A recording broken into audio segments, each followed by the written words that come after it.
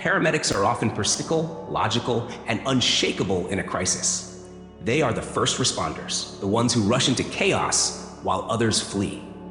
Yet those who work within the unpredictable world of emergency medical services know there's a hidden layer of superstition, a mix of professional expertise and uncanny beliefs that intertwine with their everyday lives. My family, spanning 4 generations in EMS, has passed down tales that walk the line between folklore and reality, stories that linger in the air like the scent of antiseptic in a hospital. My parents, seasoned paramedics, shared chilling lessons wrapped in what we referred to as little white coffin stories. These were cautionary tales, dark, grim narratives designed to instill a sense of caution and respect for the unpredictable nature of life and death. Some were based on real events, others exaggerated to drive the point home.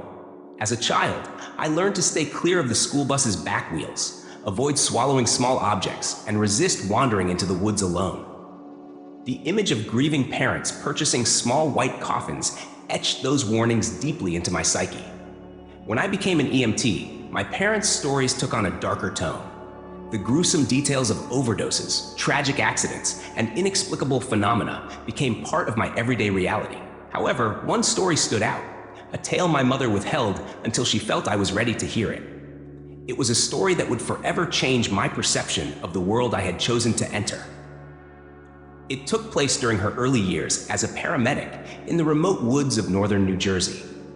While many associate New Jersey with its urban sprawl, the dense forests there hide secrets that feel far removed from the modern world. It was in these shadowy woods that my mother encountered what her team came to call the doctor. One stormy night, a call came in from a remote highway, a single vehicle accident with multiple injuries. My mother and her partner arrived at the scene, where a mangled car lay partially obscured by thick foliage. The rain poured down relentlessly, making their efforts to stabilize the victims all the more difficult. The air was heavy with the smell of wet earth and gasoline, and the rumble of thunder echoed ominously in the distance. Amid the chaos, a man appeared, tall, gaunt, and dressed in a pristine, old-fashioned doctor's coat. He spoke with authority, his voice calm yet commanding. He directed them with precision, pointing out the most critical injuries and guiding their care. Despite his outdated appearance, his expertise was undeniable, and the paramedics followed his instructions without hesitation. It was as if he had stepped out of another era, a time when medicine was practiced with a different kind of reverence. Once the victims were stabilized and on their way to the hospital, my mother turned to thank the doctor, but he had vanished. She assumed he had driven himself to the hospital, but when they arrived, no one matching his description could be found. Her partner, equally baffled, asked around, but the staff denied any knowledge of the mysterious doctor. Over time, this figure became a legend among the local EMS teams.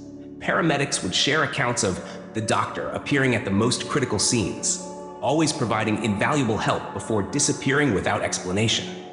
Some believed he was a benevolent spirit, a lingering presence from a time long past.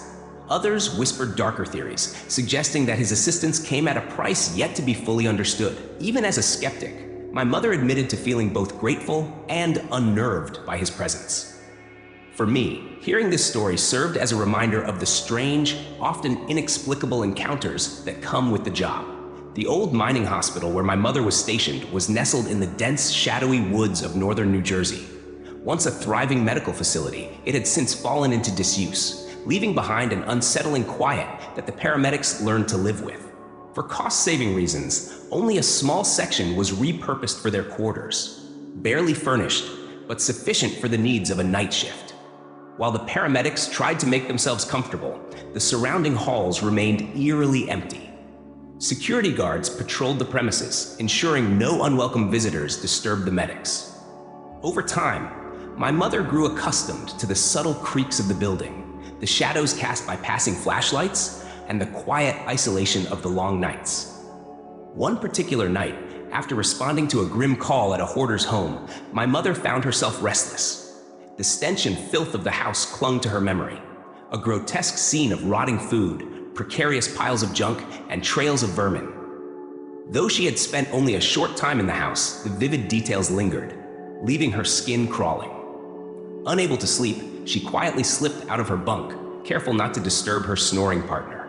The small, single-occupant bathroom offered a brief respite, its intact plumbing a rare luxury in the dilapidated hospital.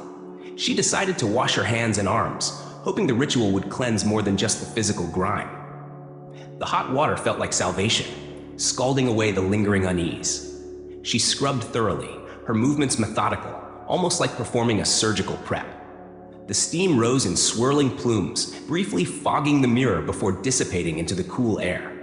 For a moment, she felt grounded, the tension in her body starting to ease. As she rinsed her arms and dried her hands, she glanced at the mirror and froze. Behind her, reflected in the dim light, stood a figure. Dressed in an antiquated white coat, the man's face was partially obscured, but his posture exuded an air of authority.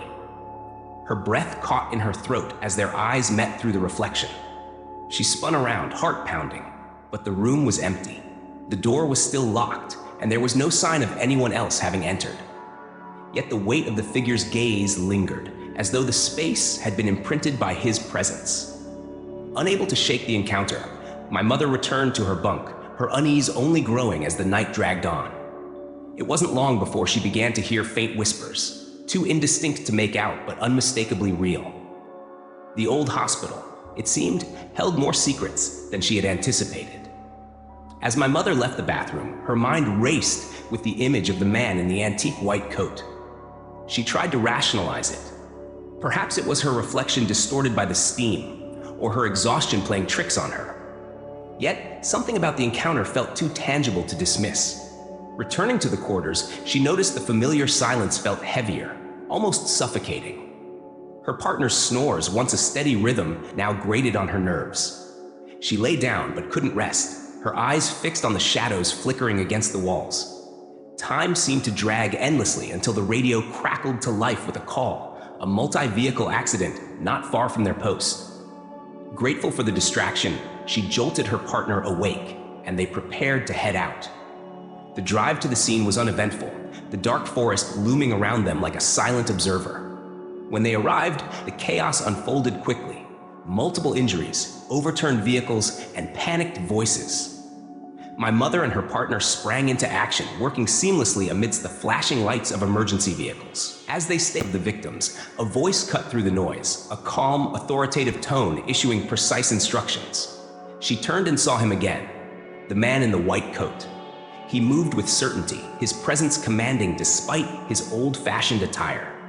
He directed her partner to address a particular injury and gestured for my mother to assist with another. Without questioning him, they followed his guidance, finding his instructions uncannily accurate. As the victims were loaded into ambulances, my mother glanced back to thank him. But once again, he was gone. This time, she asked her partner, "Did you see that guy? The doctor?" Her partner frowned, shaking his head. "What doctor?" She felt her blood run cold. Despite the clarity of the man's presence, no one else seemed to notice him. Over the following weeks, she heard whispers among other paramedics about similar encounters. Some described the man as a guardian angel, while others believed he was a lingering spirit from the hospital's past. The more she listened, the more the stories aligned.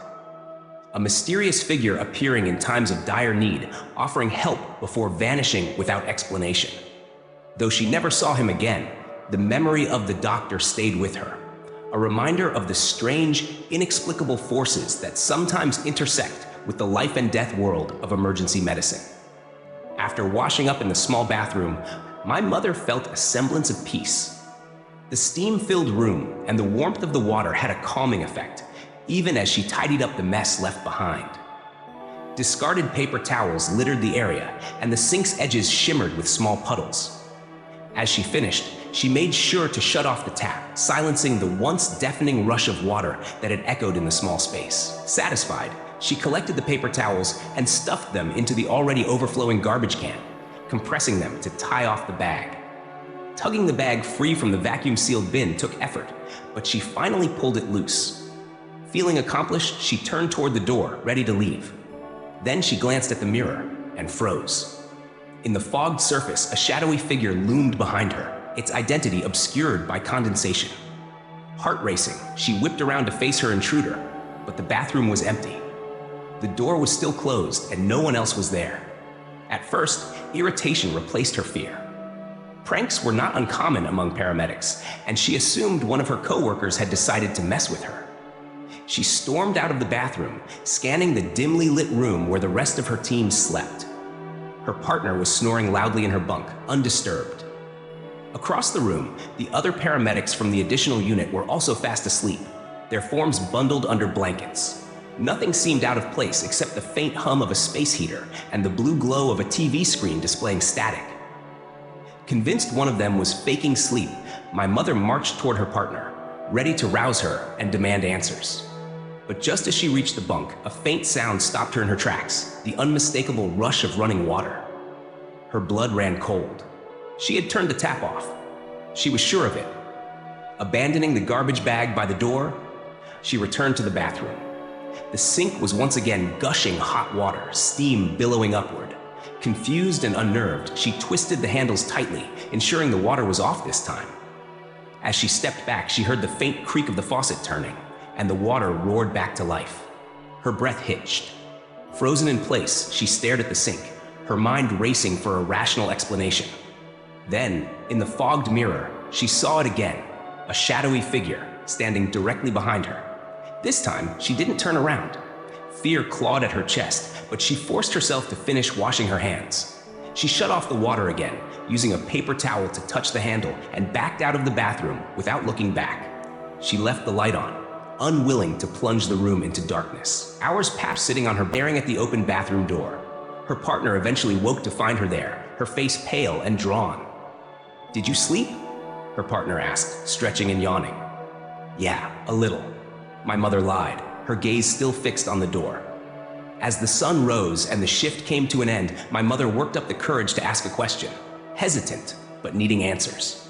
"Hey, what's the deal with the plumbing here?" Her partner raised an eyebrow, confused by the odd question. My mother didn't elaborate, but deep down, she knew her experience wasn't something that could be explained by faulty pipes or pranks. Despite the unnerving experience in the bathroom, my mother kept the incident to herself, unwilling to risk her reputation among the other paramedics. She confided only in her partner, Lauren, who dismissed the idea of ghosts, but admitted to having unsettling dreams while stationed in the building. My mother's anxiety lingered, and she struggled to sleep, staying awake most nights. The faint sound of flashlights moving through the hospital hallways offered some comfort, but her mind continually replayed the image of the figure in the mirror and the mysterious faucet incidents. Eventually, exhaustion overtook her, and she began sleeping sporadically. One such night, cocooned in her blankets, she fell into a deep slumber, oblivious to the happenings around her. Outside, the night passed quietly, stars emerging in the cold winter sky. But inside the hospital, something stirred. A flashlight beam appeared in the far windows of the ward, moving slowly through the building. Room by room, it explored the hospital, eventually reaching the paramedics' quarters. The beam glanced over sleeping forms, stray belongings, and their low-volume radio. Then came a whisper, "Hey, look alive!" The voice roused my mother slightly, though she kept her eyes closed, thinking it was one of the other medics speaking to their partner. The voice returned, more insistent, "Wake up!" The words felt unnervingly close, as though someone were right beside her. Startled, she sat up, expecting to confront a prankster, but the room was still. Her fellow paramedics remained fast asleep. Moments later, the radio chirped. 52, the dispatcher called softly. My mother responded, her stomach twisting. The voice that had awakened her moments earlier didn't match the gentle tone of the dispatcher. Shaking off her unease, she prepared for the call and convinced herself it was nothing more than her imagination. Shortly after that night, her unit was relocated, as the hospital routinely shifted resources across the area. My mother and the other paramedics who had stayed in the mining hospital were assigned to different facilities. But they occasionally reunited and shared stories about the strange occurrences at their former post. One evening, over drinks with security personnel who had patrolled the old hospital, the topic of their time there came up. Lauren expressed gratitude, saying, "Thanks for letting us sleep and sweeping the rest of the building without disturbing us." It was reassuring to know you were around. The younger guard looked confused. "What do you mean?" Lauren clarified. "Your nightly walkthroughs. Seeing your flashlights made us feel safer." The guards exchanged puzzled looks before the older one replied, "We didn't do walkthroughs after the first night. We were told to avoid your wing completely so we wouldn't disturb you." A heavy silence settled over the group as the realization dawned. If the guards weren't patrolling their wing, then whose flashlight had they seen? When my mother and Lauren pressed the guards about the mysterious flashlight, the older guard leaned back with a sigh and took a long swig of his drink. His casual reply sent chills down their spines. "Oh, that's just the doctor." The younger guard visibly tensed at the mention, fiddling nervously with his beer bottle. Lauren, growing irritated, demanded an explanation. The older guard obliged, his tone shifting to one of reluctant reverence. He explained that long ago, the hospital primarily served the local miners and their families. It was a small, remote facility, staffed sparingly. Among the handful of personnel, one doctor stood out, a man deeply dedicated to his patients. Living next door to the hospital wasn't close enough for him, so the staff kept a cot ready for him in the sick bay. He worked tirelessly, often dismissing nurses in the evenings so they could rest. Alone, armed with nothing but a worn flashlight, he would shuffle through the dark halls in his slippers, checking charts and monitoring vitals by lamplight. One night, he simply didn't wake up. He passed away in his cot, his absence discovered by either a patient or a nurse the next morning. The hospital mourned the loss of a man who had become a fixture in their community, a guardian who had worked himself to death in service of others. The older guard finished his story, pausing as if to honor the doctor's memory before continuing. But the thing is, he never clocked out. Reports of a flashlight moving through the abandoned hospital halls had persisted for years. Locals, assuming it was trespassers, would call the police, who always found nothing. After repeated complaints, the property owners hired guards to patrol the building. That's when the truth began to emerge. The guards experienced unexplainable phenomena, a voice directing them to injured intruders, a warning that saved them from falling debris, and the mysterious flashlight roaming the wards. The doctor's spirit, it seemed, had stayed behind, continuing to protect those within his hospital's walls. My mother and Lauren listened in stunned silence. Lauren finally broke the quiet, her tone uneasy but hopeful. "At least he's trying to help," she murmured. Years later, as my mother finished telling me this story, she watched me closely, gauging my reaction. At first, I laughed, thinking it was some hazing ritual for new EMTs. But her serious expression told me otherwise. "Did you ever see him again?" I asked, eager for more. "No," she replied solemnly. "The building was abandoned soon after. But I wanted you to know about him in case you ever encounter something strange on a shift." She gave me a pointed look, adding, "especially on an overnight shift in a place with history." Her words stuck with me, though I didn't dwell on them until one quiet night during my own EMT shift. After a few routine calls, I managed to get some sleep in the squad's quarters. The room was still, the moonlight casting faint shadows across the floor. In the early morning hours, I awoke to a sound, a faint squeak, like boots sliding on polished wood. As I stirred, I heard a gruff male voice close to my ear. "Hey," it said, "come on up." My eyes snapped open, my heart racing. But the room was empty. The voice jolted me awake, and I sat up, my breath catching in my throat. My eyes darted around the dark room, but there was no one there. The sound of my own heartbeat filled my ears, pounding as I strained to hear anything else. The shadows cast by the moonlight seemed to deepen, stretching long and thin across the floor. The faint creak of old wood echoed softly, and for a moment, I thought I saw movement near the far end of the room. I froze, unsure whether to investigate or wake my partner. "Probably just a dream," I whispered to myself, but the words felt hollow. My mother's story replayed in my mind, her warning suddenly taking on new weight. Was it possible? Could the doctor still be watching over first responders, even here? I stayed on edge for the rest of the shift. As dawn broke, the warm light of the sun chased away the eerie stillness of the night. The rational side of me tried to dismiss the experience as a trick of a sleep-addled mind. But deep down, a part of me wondered, what if it wasn't? Over the next few months, I found myself paying closer attention to the quiet hours of my shifts. Sometimes I would catch a faint sound, a door creaking, a whisper too soft to make out, but I never saw anything. I told myself it was all in my head, a lingering effect of my mother's story. But one night, during another overnight shift, I found myself alone in the squad building. My partner had gone out on a solo call, leaving me to man the station. The quarters were eerily silent, the kind of quiet that presses in on you, amplifying every small sound. As I sat at the desk, flipping through patient reports, the temperature seemed to drop. A chill crept over me, prickling my skin. I reached for my coat, but stopped when I noticed it. Light, faint and flickering, moving down the hallway. A flashlight. It was faint at first, but as I focused, I saw it clearly. A flickering beam moving slowly down the hallway. A flashlight. I stood, every muscle taut, my breath caught somewhere between fear and curiosity. It couldn't be my partner. They weren't back yet. So who or what was it? Cautiously, I crept toward the hallway. The light bobbed gently as if someone were walking with it. I thought I heard faint, deliberate footsteps. "Hello?" I called out, my voice trembling slightly. The light stopped. For a moment, there was silence, broken only by the faint hum of the building's heater.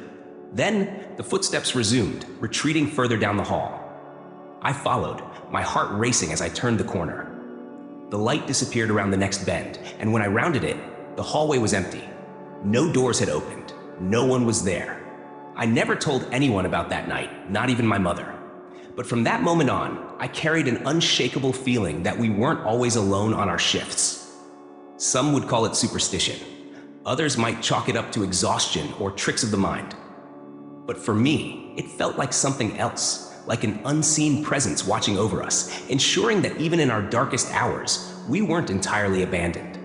And maybe, just maybe, the doctor was still out there, doing what he'd always done, quietly caring for those who needed him most.